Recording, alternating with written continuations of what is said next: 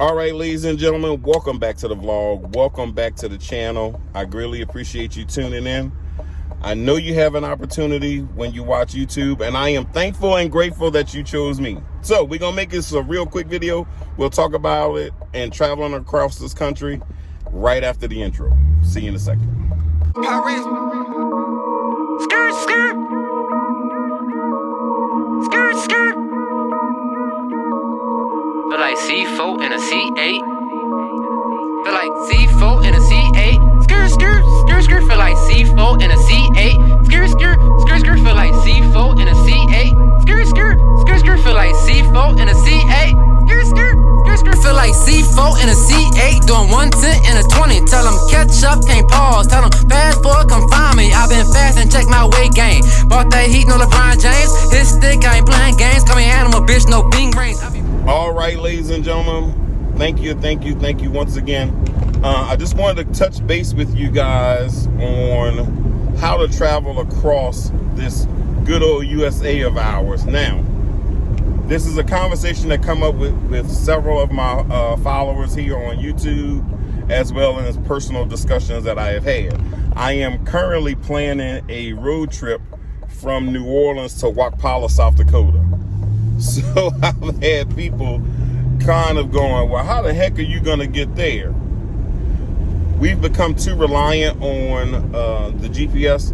I'm going to show you here in the next couple of videos on how to navigate across this country just by understanding the interstate system. Now, you guys know I like to get in and out, so I'll probably do this in 2 or 3 parts, but we're going to knock it out so you guys can have a good understanding and know how to get from point A to point B without necessarily using a GPS. Now, granted, GPSs are great when you're trying to get to that last mile, especially if you're going into an unfamiliar location. But to be perfectly honest, I could navigate from one major city to another without ever even looking at a map based on the information that I'm going to give you guys. So let's start with even number and odd number interstates. If it ends in an even number, those interstates travel east and west. If it ends in an odd number, they travel north and south. So even east and west, odd north and south. I can't see a thing on this turn.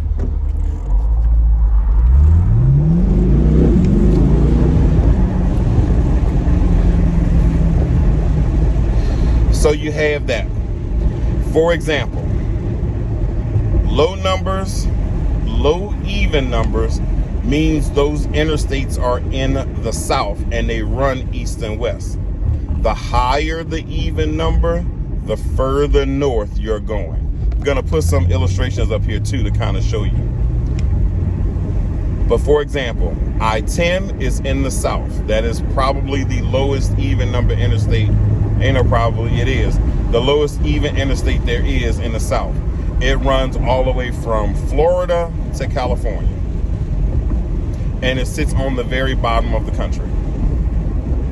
The higher number, like Interstate 90, is in the northern part of the country.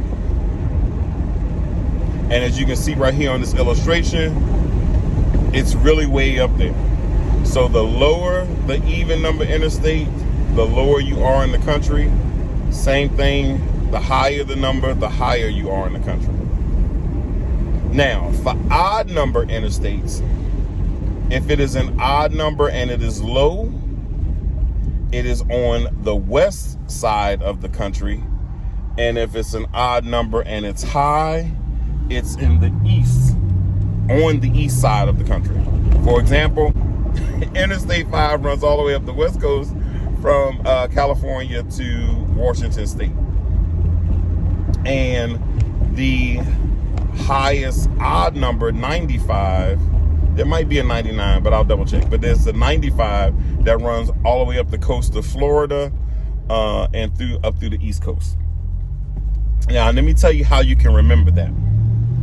You can remember that because the sun rises in the east and sets in the west.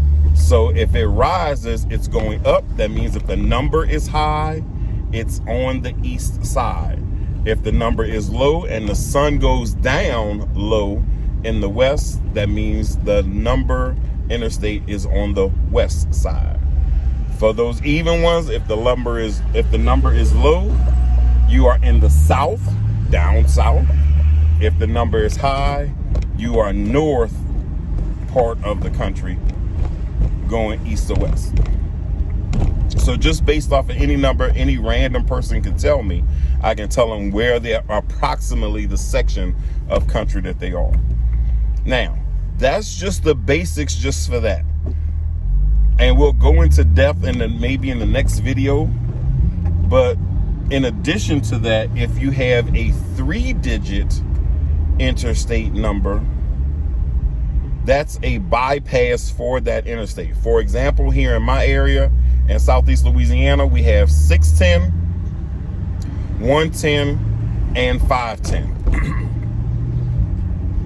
110 and 510, because they start with an odd number, that tells me that those interstates start with I-10, but do not end with I-10.